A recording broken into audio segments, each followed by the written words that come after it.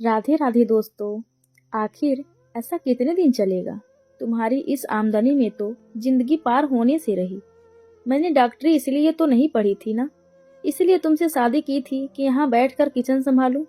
रानी ने दूसरे कमरे से कहा तो कुछ आवाज आनंद तक भी पहुंची। सच तो यह था कि उसने कुछ ही शब्द सुने थे, लेकिन उनका पूरा अर्थ अपने आप ही समझ गया था। आनंद और रानी दोनों ने ही अच्छे व संपन्न माहौल में रहकर पढ़ाई पूरी की थी। परेशानी क्या होती है दोनों में से किसी को पता ही नहीं था। इसके बावजूद आनंद व्यवहारिक आदमी था। वह जानता था कि व्यक्ति की जिंदगी में सभी तरह के दिन आते हैं। दूसरी ओर रानी किसी भी तरह ये दिन बिताने को तैयार नहीं थी। वह बात बात में बिगड़ती, आनंद को ताने देती और जोर देती कि वह विदेश चले। यहाँ कुछ भी तो नहीं धरा है। आनंद को शायद ये दिन कभी ना देखने पड़ते, पर जब उसने रानी से शादी की तो अचानक उसे अपने माता पिता से अलग होकर घर बसाना पड़ा। दोनों के घर वालों ने इस संबंध में उनकी कोई मदद नहीं करी थी। हाँ, दोनों को तुरंत अपने से दूर हो जाने का आदेश अवश्य दे दिया था। फिर आनंद अपने कुछ दोस्तों के साथ रानी को ब्याह लाया था। तब वह रानी नहीं, आयशा थी। शुरू में तो आयशा के ब्याह को हिंदू मुस्लिम रंग देने की कोई कोशिश हुई थी, पर कुछ डराने धमकाने के बाद बात आई गई हो गई। फिर भी उनकी जिंदगी में अकेलापन बैठ चुका था और दोनों हर तरह से खुश रहने की कोशिशों के बावजूद कभी न कभी, कहीं न कहीं निकटवर्तियों का संबंधता और निसंचितता का अभाव महसूस करते थे। आनंद जानता था कि घर का यह दमघोटू माहौल रानी को अच्छा नहीं लगता।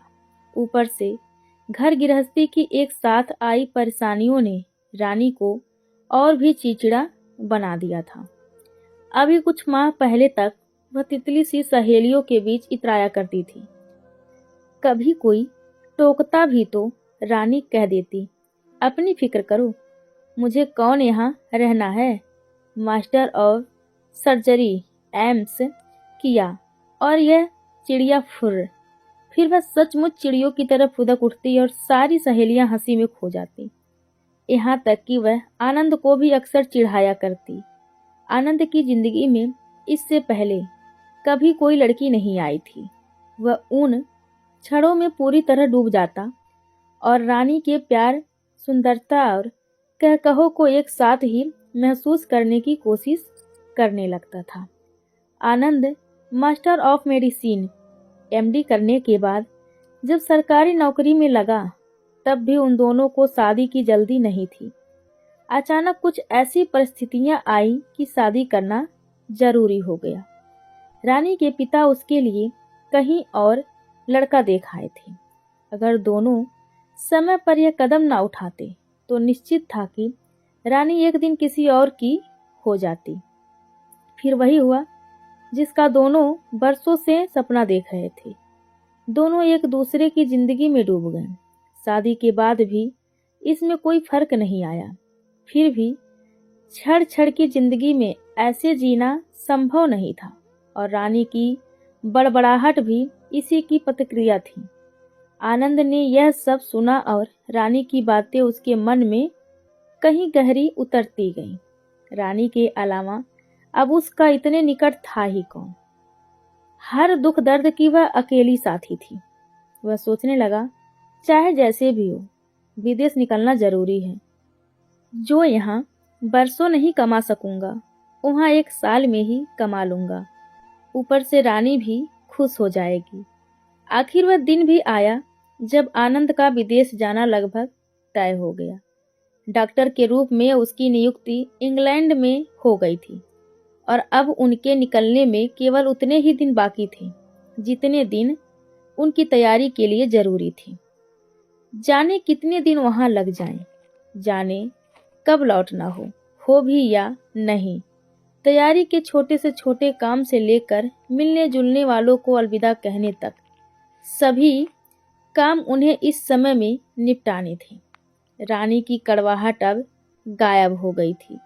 आनंद अब देर से लौटता तो भी वह कुछ ना कहती, जबकि कुछ महीनों पहले आनंद के देर से लौटने पर वह उसकी खूब खिंचाई करती थी। अब रात को सोने से पहले अधिकतर समय इंग्लैंड की चर्चा में ही बीतता। कैसा होगा इंग्लैंड? चर्चा करते करते दोनों की आंखों में एक दूसरे के चेहरे की जगह ढेर सारे पैसे और उससे जुड़े वैभव की चमक तैरने लगती, और फिर न जाने दोनों कब सो जाती। चाहे आनंद के मित्र हों या रानी की सहेलियां, सभी उनकी अभाव अभी से महसूस करने लगे थे। एक ऐसा अभाव जो उनके दूर जाने की कल्पना से जुड़ा हुआ था। आनंद का तो अजीब हाल था। आनंद को घर के फाटक पर बैठा रहने वाला चौकीदार तक गहरा नजदीकी लगता। नुक्कड़ पर बैठने वाली कंजड़ुनी लाख झगड़ने के बावजूद कल्पना में आकर उसे याद दिलाती, लड़ लो, जितना चाहे लड़ लो, अब यह साथ कुछ ही दिनों का है। और फिर वह दिन भी आया जब उन्हें अपना मोहल्ला, अपना शहर, अपना देश छोड़ना था। जैसे जैसे दिल्ली के लिए ट्रेन पकड़ने का समय नजदीक आ रहा था, आनंद की तो जैसे जान ही निकलती जा रही थी।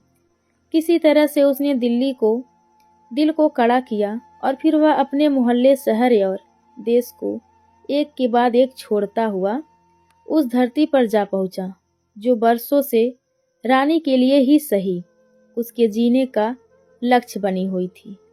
लंदन का थ्रीवो हाई अड्डा, यात्रिक जिंदगी का दूर से परिचय देता विशाल शहर।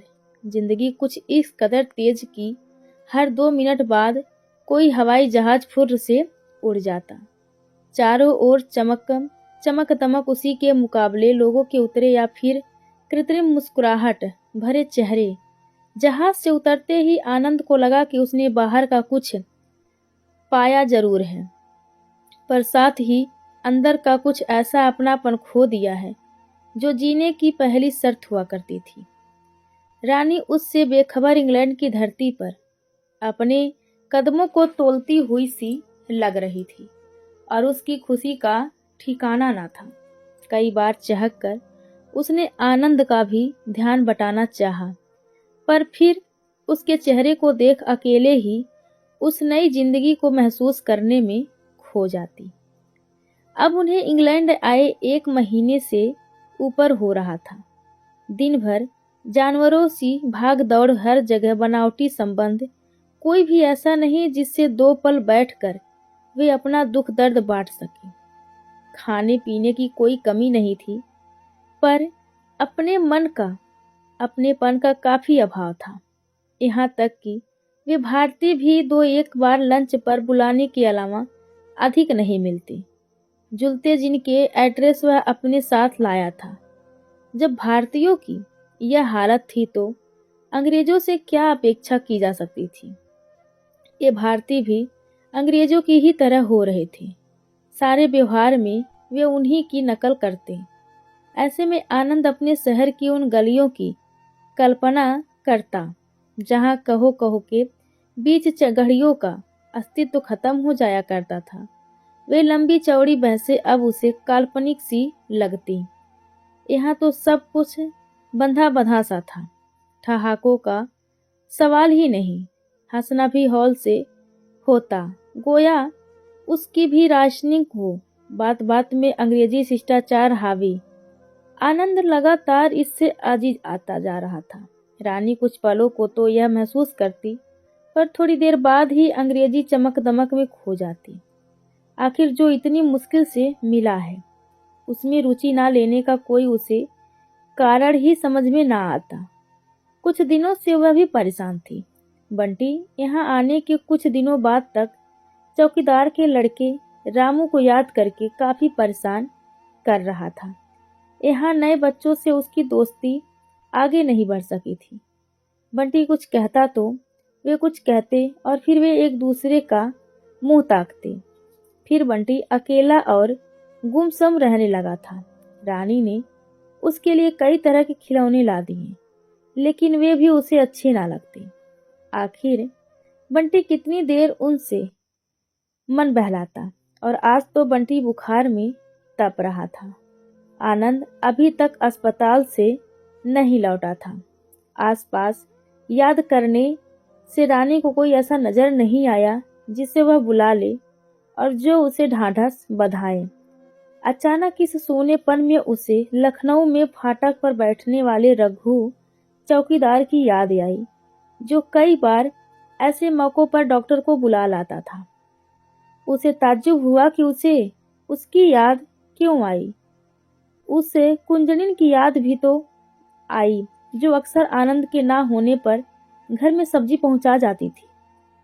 उसे उन पड़ोसियों की भी याद आई जो ऐसे अवसरों पर चारपाई घेरे बैठे रहते थे और इस तरह उदास हो उठते थे जैसे उनका ही अपना सगा संबंधी हो। आज पहली बार रानी को उनकी कमी अखर रही थी। पहली बार उसे लगा कि वह यहाँ हजारों आदमियों की होने के बावजूद किसी जंगल में पहुंच गई है, जहाँ कोई भी उन्हें पूछने वाला नहीं है। आनंद अभी तक नहीं लौटा था। उसे रोना आ गया। तभी बाहर कार का हॉर्न बजा। रानी ने नजर उठाकर देखा, आनंद ही था। वह लगभग दौड़ सी पड़ी, बिना कुछ कहे आनंद से जा चिपटी और फपक पड़ी। तभी उसने सुबकते हुए कहा, कितने अकेले हैं हम लोग यहाँ, मर भी जाएं तो कोई पूछने वाला नहीं। बंटी की तबीयत ठीक नहीं है और एक एक पल मुझे काटने को दौड़ रहा था। आनंद ने धीरे से बिना कुछ कहे उसे अलग किया और अंदर के कमरे की ओर बढ़ा, जहां बंटी आंखें बंद किए लेटा था। उसने उसके माथे पर हाथ रखा। वह तप रहा था। उसने कुछ दवाएं बंटी को पिलाई। बंटी थोड़ा आराम पाकर सो गया। थका हुआ आनंद एक सोफे पर लुढ़क गया। दूसरी ओर आराम कुर्सी पर रानी निढाल पड़ी थी। आनंद ने देखा, उसकी आंखों में एक गलती का एहसास था। गोया वह कह रही हो, यहाँ सब कुछ तो है पर लखनऊ का जैसा, अपने देश जैसा अपनापन नहीं है। चाहे बस्तियों हो या आदमी, यहाँ केवल ऊपरी चमक है, कार, टेलीविजन और बंगले की चमक। मुझे नहीं चाहिए। तभी रानी थके कदमों से उठी। एक बार फिर बंटी को देखा। उसका बुखार कुछ कम हो गया था। आनंद वैसे ही आंखें बंद किए हजारों मील पीछे छूट गए, अपने लोगों की याद में खोया हुआ था। रानी निकट आई और चुपचाप उसके कंधों पर अपना सिर टिका दिया, जैसे अपनी गलती स्वीकार रही हो। तो दोस्तों, हमारी आज की कहानी आप सभी को कैसी लगी, कृपया कमेंट करके जरूर बताएं और चैनल को लाइक, शेयर और सब्सक्राइब करना बिल्कुल ना भूलें। धन्यवाद आप सबका। तो बने रहिए हमारी मोटिवेशनल स्टोरी सुनने के लिए हमारे चैनल से।